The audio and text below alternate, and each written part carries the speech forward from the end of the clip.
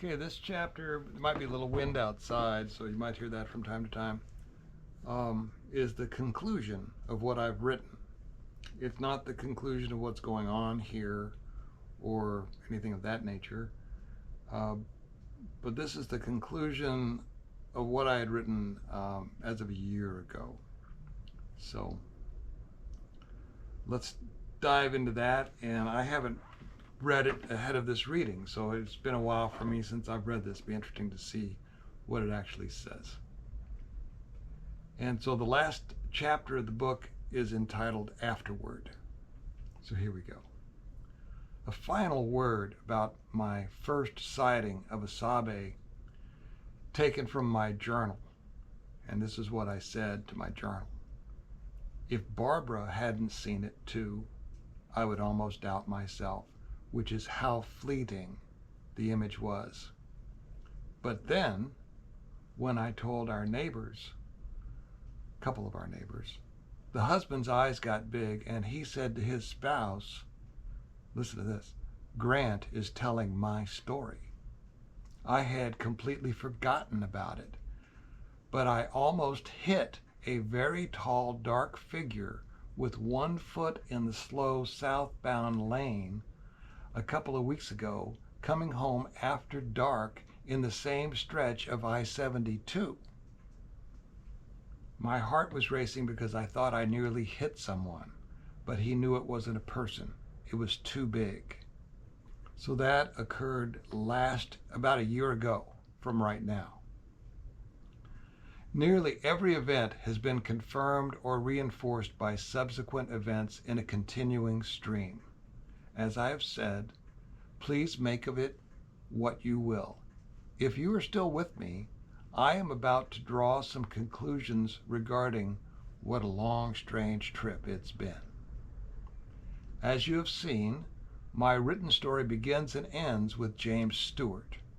I think of him as the great James Stewart because he made himself. We all do, every day, and James did great. As ufology shifts from asking, who are they, to who are we, the pivotal question still remains, what kind of people should we be? Do we want E.T. to become the next stand-in for an earthly Cold War or hot war enemy? I hope not. If so, why even bother with any of this? Are we going to make something great of ourselves? We could, you know. The writings provide a pathway by which we can answer the questions this way. Quote, we are the humans and we change ourselves for the better. That's my quote, I think. That is the kind of people I hope we want to be. Not the ones who fight over dirt or money or who want to be the most selfish, the most vengeful. We want to be good people, I hope. We do want good luck with the attempt. We need the good wishes of everyone to bolster our spirits for the marathon. The victory we are running to report is the victory over our own selves. That is what my research tells me. That is what the writings say. That seems to be where ufology is headed as well. If you don't think people can change for the better, well, that is okay. You can think what you want. But do you really want to be right about this? Knowing that E.T. and the Sabe people are real, or that they are not, changes little unless we get the who are we part right. If it turns out that I am wrong about the reality of the forest people, but I'm not, it doesn't matter. The question remains the same. They are just symbols for the unknown, no different from the millions of lives of people that are equally unknown to you and me. If you know Sabe is real, then you know you have lived with, that we have all lived with, unknown sentient beings alien to us for millennia. When we realize that we have coexisted with them all this time, and thus we can coexist with them going forward, then we must accept that we can do the same with our fellow humans if we try. At least, that is what I think. If you don't think they are real, but can imagine being on friendly terms with alien beings whenever they do arrive, and we suspend that disbelief with every sci-fi movie ever made, the result should be the same with strange humans from Earth, should it not? The aliens are sure to be more alien, right? Likewise, the ufology theories that humans are DNA experiments created to be slaves of some interstellar race that needs us to mine gold or Bitcoin for them doesn't matter. If we make of ourselves beings capable of changing for the good, then that becomes our future. Let's say you and I don't believe in God because we can't conceive of such a concept. Well, the writings say God is not only unknown, he is unknowable. The Baha'is can't say what God is or isn't any more than anyone else because their writings describe him as unknowable. The writings say we know him through his message and his messengers, thus indirectly. The writings also describe what humans can do to change themselves to do better and be better. That's it. For them, the message can be accepted on faith. If I am a non-believer in God, those parts of the message that seem logical to me can still be accepted on logic, can they not? Good ideas are good ideas. Who cares in what book you read them? If one doesn't believe in God, all the books are pretty much the same, right?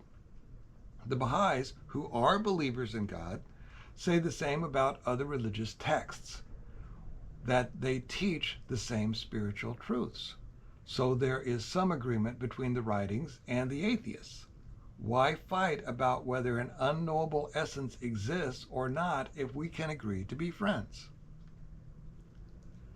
None of my friends have to think like I do. My bride of 50 years doesn't think like I do. Maybe you and your significant other agree on everything, but as an old guy, I doubt that. And that is where Edward R. Murrow's "Don't give up the right to be wrong" is given full play. For instance, I don't agree with everything Neil deGrasse Tyson might have to say on this or that, but I can't disagree with the science. Science must be accepted. This is a quote from the writings. Science must be accepted. No truth can contradict another truth. Light is good in whatsoever lamp it is burning, unquote.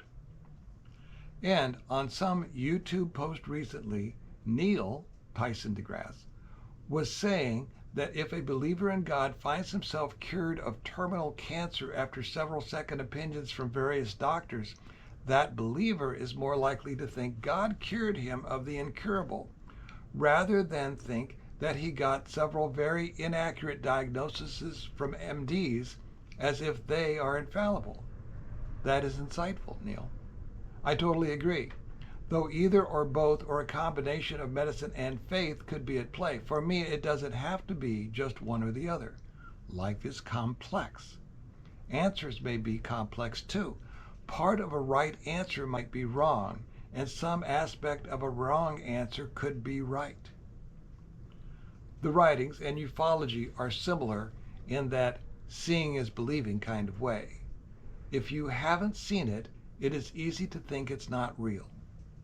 It is the same with spiritual experiences. They must be experienced. But once you do see it, you realize everything is very different than you previously believed, and you can't unsee that. If all the rabbit holes lead to the same place, what place is that? Do we want them to lead to what we already know? The writings I researched suggest the unity of mankind. They do say humankind occasionally. Replete with its richness and diversity, intact, is a worthy goal. And if you are a follower of those writings, a Baha'i, then you have faith that the goal is inevitable. It is going to be a bumpy night. For Baha'is, what we humans control is just how bumpy the night will be. With regard to the strangeness recounted here in my story over these past 132 pages, I am sharing what happened as best I can explain it, given my limitations of memory, sensory perception, use of only the visible range of light, my emotional state at the time of the experience and the time of writing it down using mostly English words, and considering the numerous ways to say every single thing while knowing that only one will end up on the page, and then you will determine what to make of that. If you receive the meaning as I intended, that is a miracle, and that is who we are. As we begin to try to answer the questions, who are we and who should we be, another question is looming. How should we relate to our fellow members of the kingdom of mankind? Spoiler alert, we should love them. But how? Speaking of the love of God, the writings say this, quote, "This love is not of the body, but completely of the soul. And those souls whose inner being is lit by the love of God are even as spreading rays of light, and they shine out like stars of holiness in a pure and crystalline sky. For true love, real love, is the love of God, and this is sanctified beyond the notions and imaginings of men," unquote. So, as I've said in this manuscript many times and on this channel many times, the reality of man is his thought, not his appearance. And real love is not of the body, rather it is of the soul. Then beings sharing the kingdom of mankind should be able to love each other regardless of what they look like. And beings capable of reaching Earth should also be capable of understanding this idea, because God has never left mankind alone. Remember, the quote about every planet having creatures whose number no man can compute. Add this to it, quote, "From eternity unto eternity, this tree of divine truth has served and will ever serve as the throne of the revelation and concealment of God among his creatures, and in every age is made manifest through whomsoever he pleaseth," unquote. I suggest that the term creatures includes sentient beings in the second quote, and thus it may also include sentient beings in the first quote, whose number no man can compute as well. This, I feel, supports the idea that humans are included in mankind, and they are not the sole denizens of that kingdom, the kingdom of mankind. Ask not what your country, in parentheses I put planet or universe, can do for you. Ask what you can do for your country or planet or universe. JFK said that when I was 9 years old. The sentiment remains true moving forward unless you choose to limit yourself. Also, the writings tell us that we are coming of age as a species. How smart, experienced, and wise are any young ones who are coming of age? Are they as smart as they will be later? Hopefully not.